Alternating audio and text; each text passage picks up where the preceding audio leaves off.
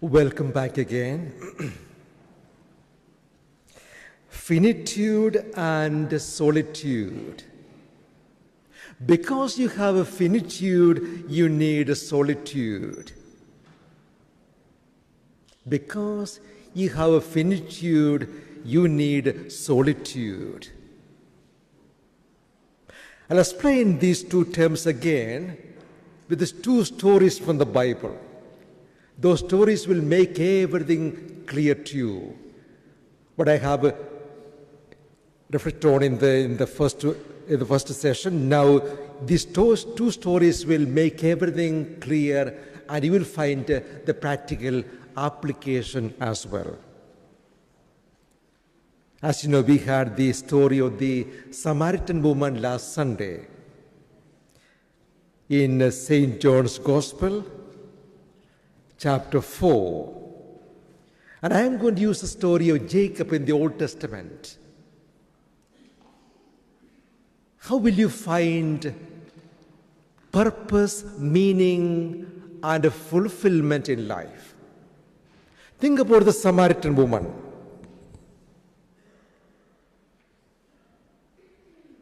Lonely and lost. She was at the well with a thirsty soul. She was looking for fulfillment. You know the story, I suppose. She was on her own. At the hottest time of the day, there she is on her own at the well. Why is she on her own? Because she was a social and a moral outcast.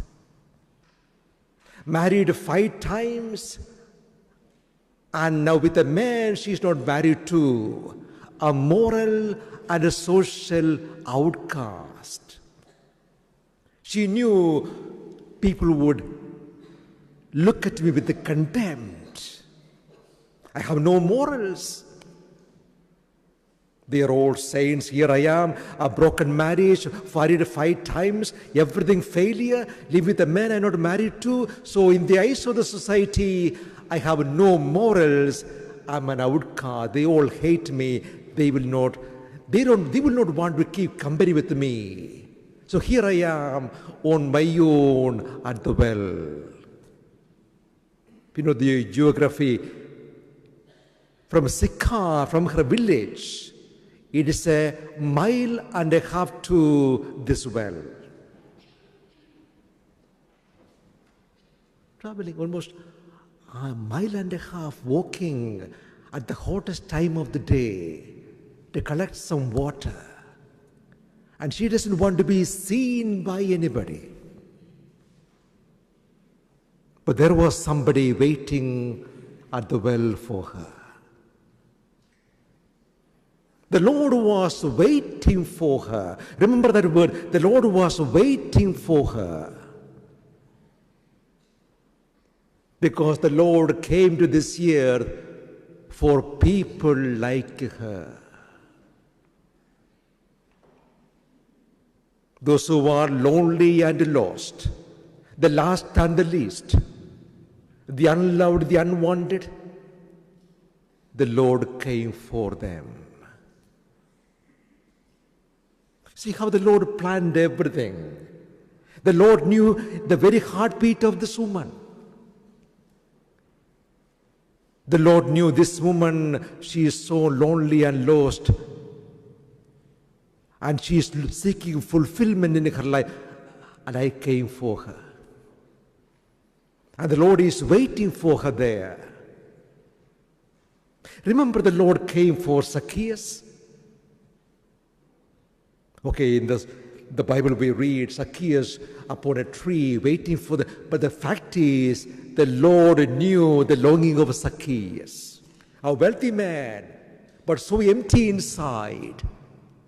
And the Lord knew the emptiness, the longing. So the Lord comes only for Zacchaeus. He gave the Lord was risen, because he died a lonely and gruesome death, and you tell me he is alive. No, I'm not going to believe. I want to see him and touch him. And the Lord comes only for him. Remember, the Lord comes only for him. The Lord is the one for the one. Are you the one looking for the Lord, longing for the Lord? He will come only for you.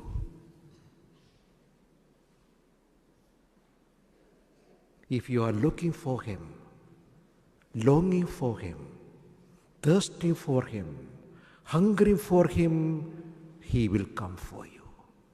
What a consoling thought that is. He knows all your feelings, all your sorrows, all your emptiness. And if you are looking for him, thirsting for him, he will come and find you where you are. That should give you hope, comfort and peace. My Lord will come looking for me. The Lord will come looking for me. The Good Shepherd, who will not be happy with the 99, the one that was lost. Oh, 99 old saints, they're all doing well, they're practicing Catholic, they go to church, everything fine. But the one that was lost, the shepherd can't be happy unless that one joins the fold.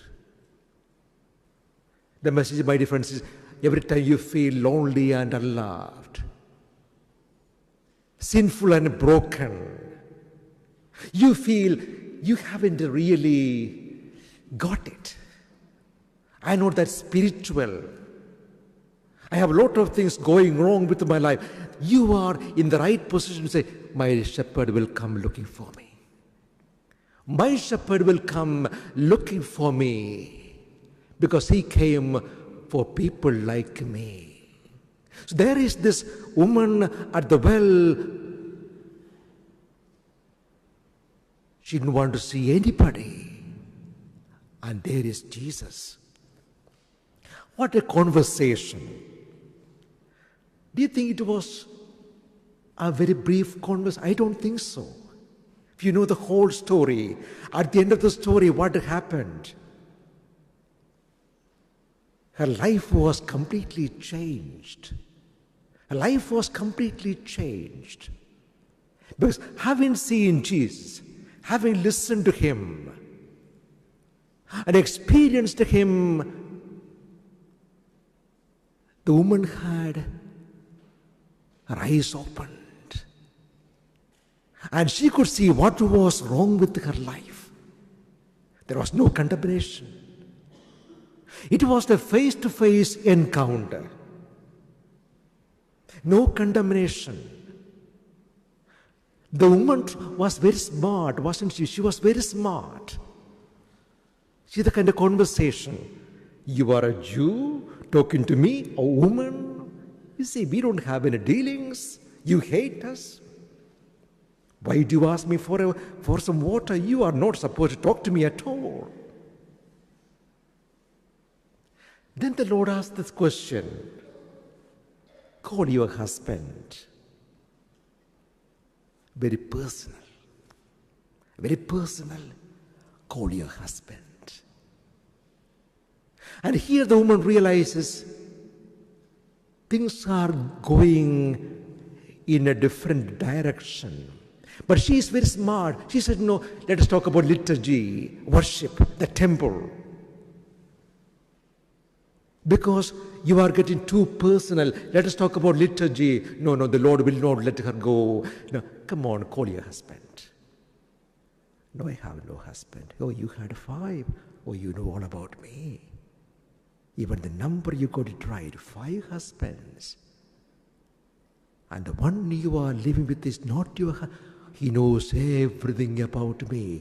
How did he know all about me?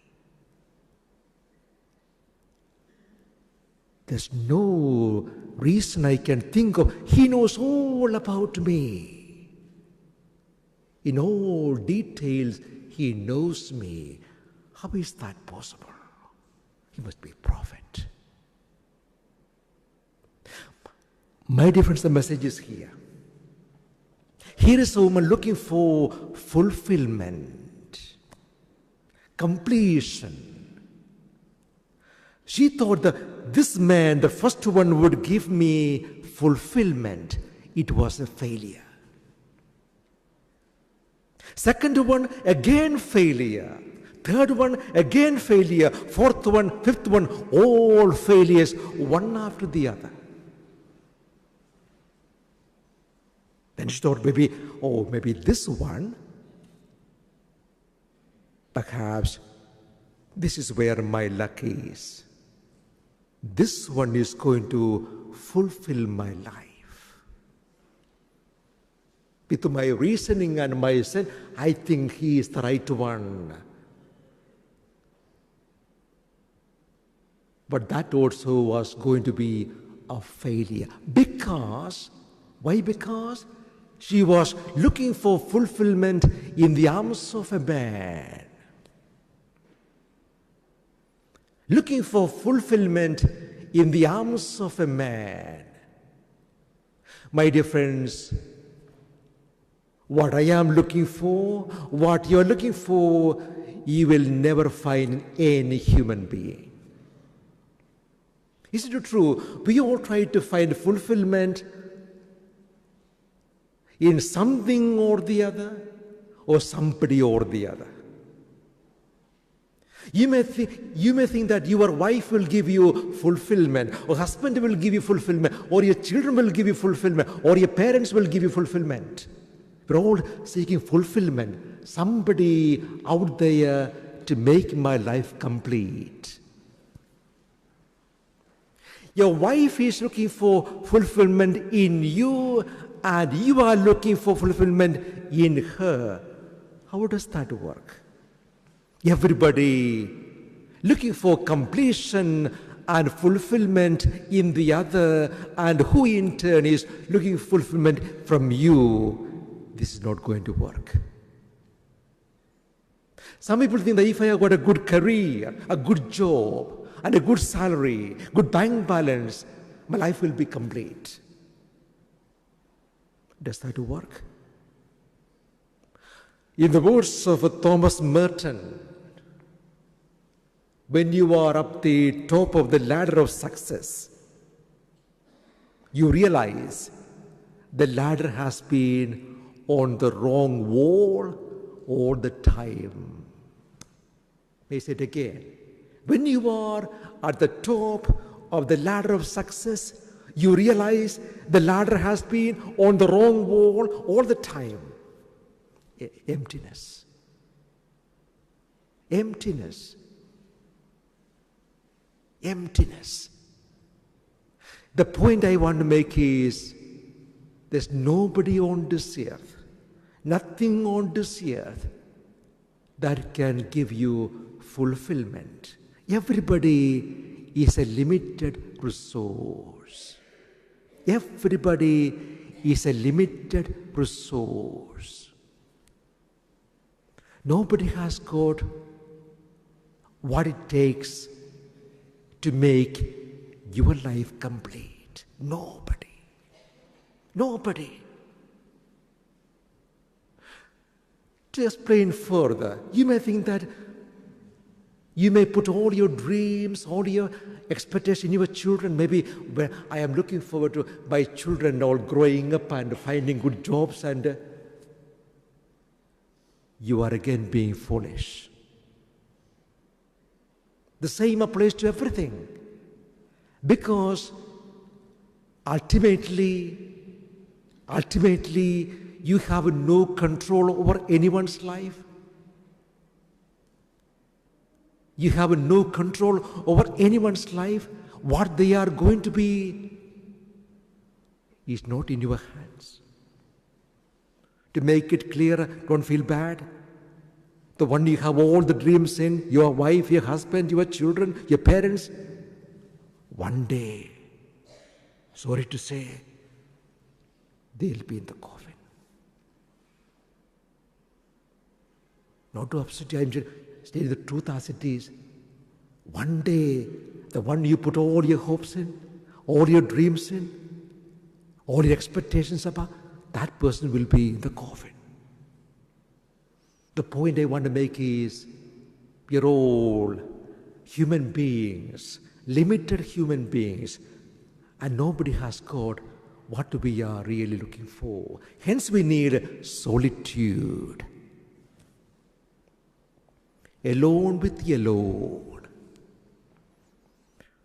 Face to face with the God. Face to face with the God. Heart to heart with the God. Holding on to Him all the time. Because He alone can fill my heart. To make this point clearer, I bring in the story of Jacob. Then you will get a full picture. Who was Jacob?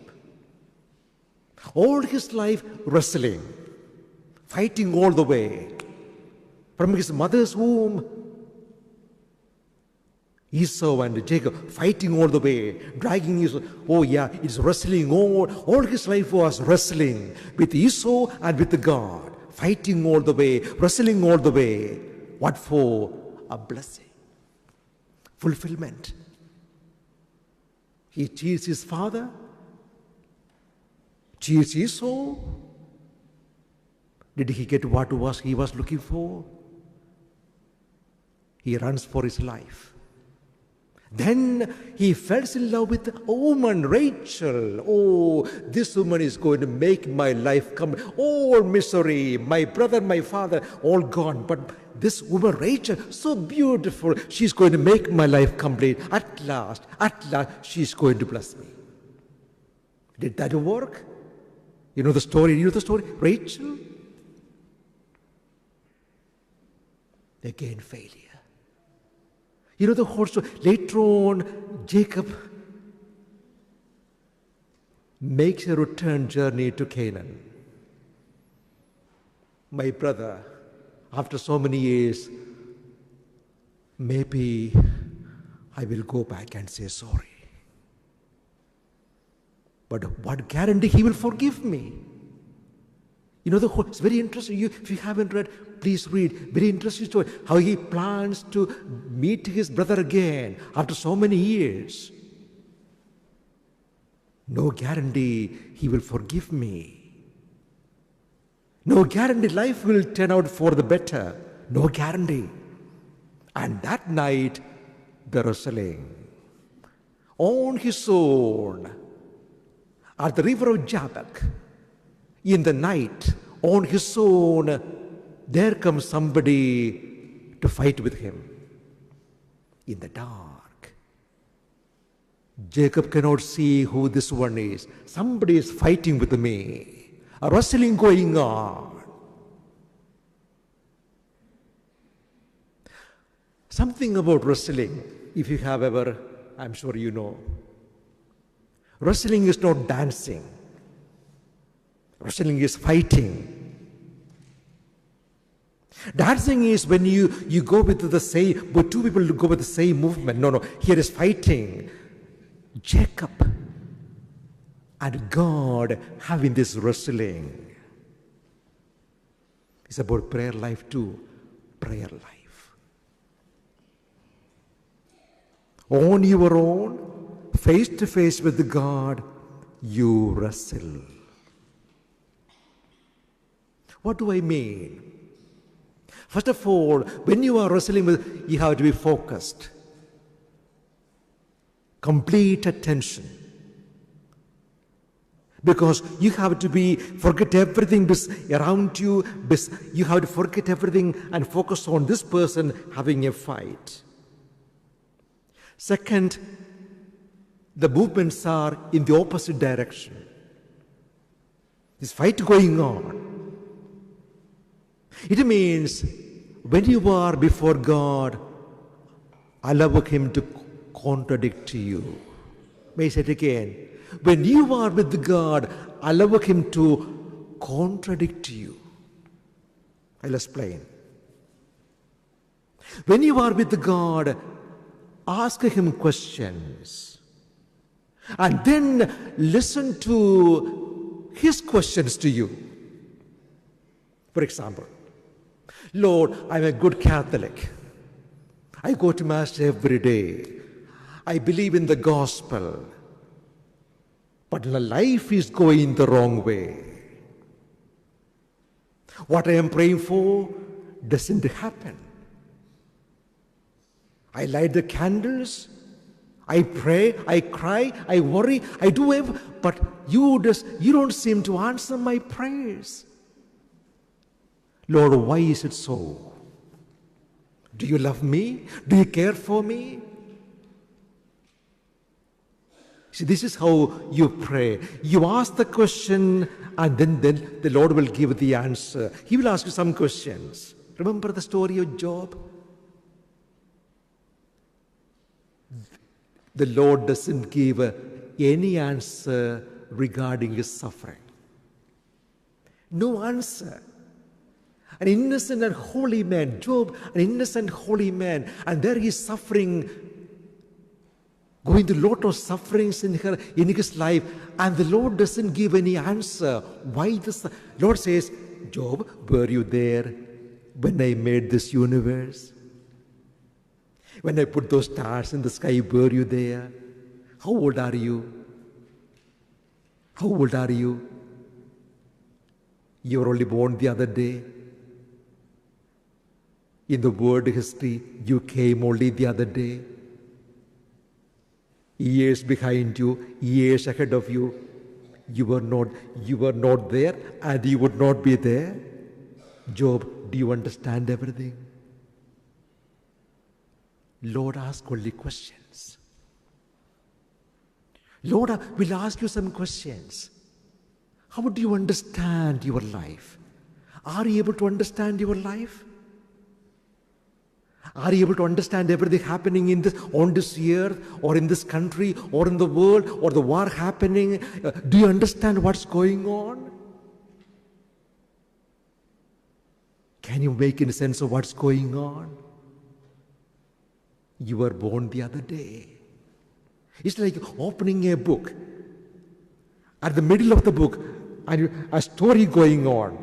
You haven't read the beginning of the story, and you haven't seen the ending of the story. You open the middle of the book and reading the story. What is the beginning of the story? What is the ending of the story? You have no idea. You are in between.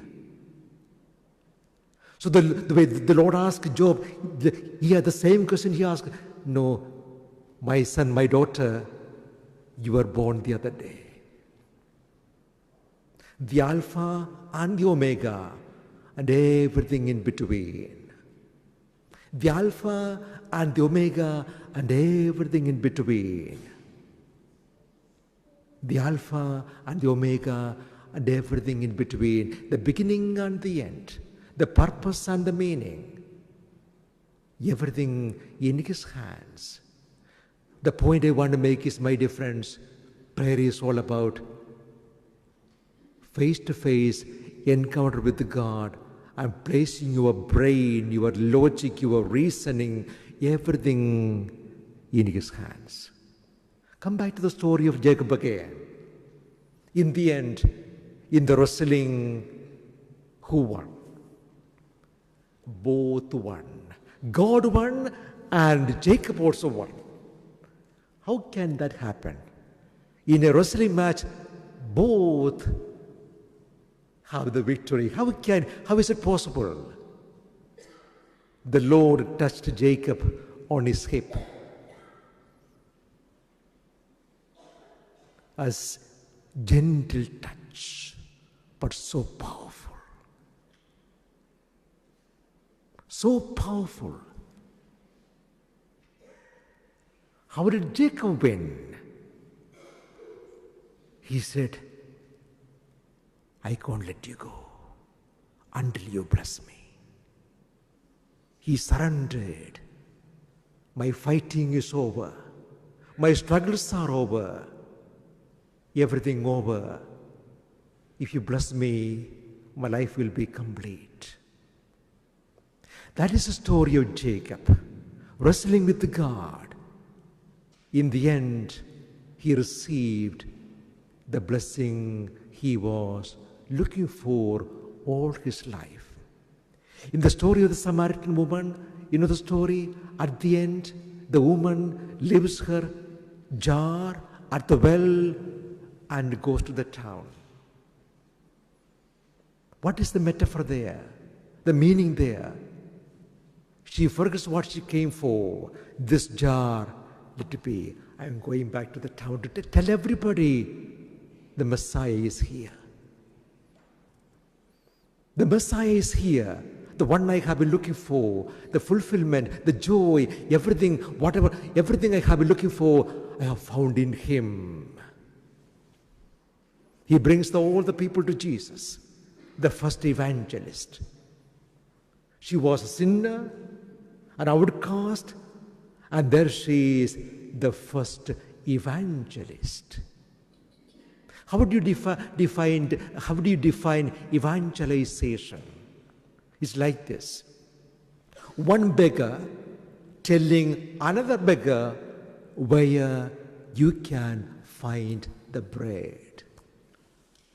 It's a nice definition, isn't it? One beggar telling another beggar where you can find the bread. This woman tells the whole people in the town, come and meet him. He is the one we have been waiting for. Do you think the story ends there? If you know the Bible, does the story of Samaria, does that end there? The people there? No. In the book of Acts, you will find Philip goes to Samaria.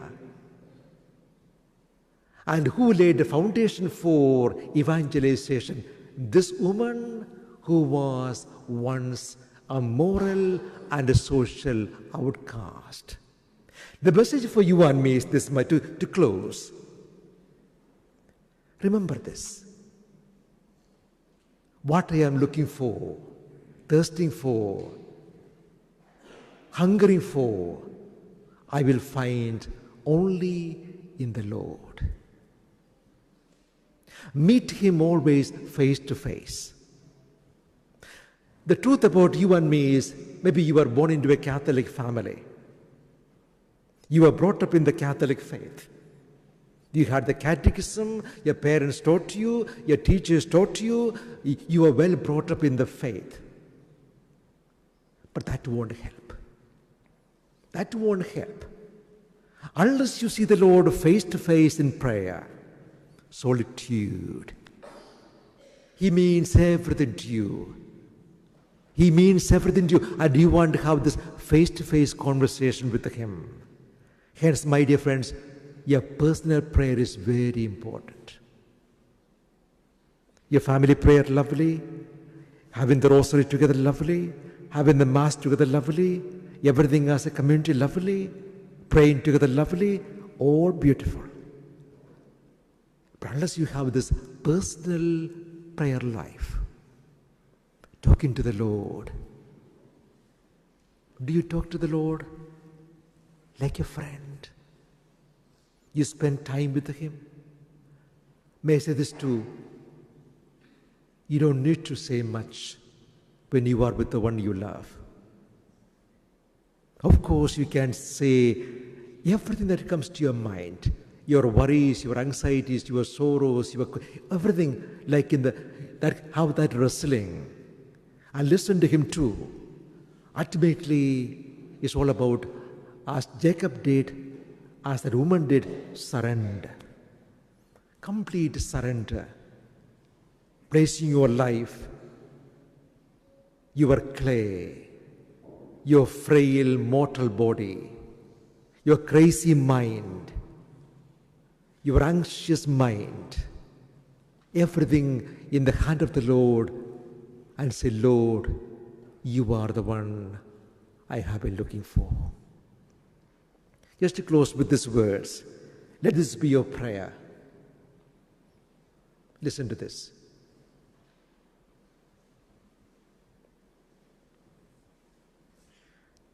Lord,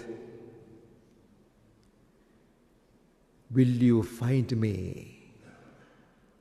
Will you find me? Not that you are going to find him. It's the other way. Lord, will you come and find me? Hope I make sense to you. Because I am the lost sheep, and the good shepherd will come and find me. Why so? As a sheep, I don't know the way. If you know anything about sheep, they are stubborn. They are stubborn. And they have no sense of direction. They are stubborn, no sense of direction, and they get lost very easily.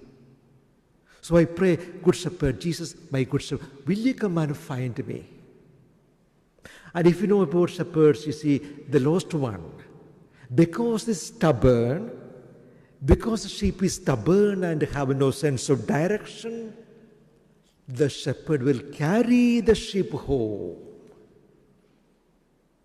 So my prayer is, your prayer is, will you come and take me home? That is the prayer. Will you come and take me home? Will you come and take me home? I'm lonely and lost, looking for fulfillment, meaning, purpose, joy, lasting love. Lasting love. The love from my husband, my wife is love, but not lasting love, because one day she will die. The love for my children, not lasting love. They will have family, they will have children. Love will go the other way. Lasting love, they can't give. My friends, oh, they love me, careful, but lasting love, one day I will lose them. Ultimately, my dear friends, you are on your own. You are on your own. Even if a husband and wife, you sleep in the same bed, you are on your own. Isn't it true? Your wife is beside you, husband is beside you in the same bed. But the truth is, you are on your own. You are on your own. Because you are on your own, you need God all the time. The one who can be in my head, the one who can be in my heart, the one who can carry me. The one who can carry me, He is the one I need. And He is everlasting love, everlasting peace, everlasting joy. His love will never end. In life and death, He is the one who will always stay with me. If the Lord is with me, my life is complete. If the Lord is with me, I have a lasting love and eternal life. What more I need? The Lord is my shepherd. There is everything I have in Him, with Him, and through Him. Thank you.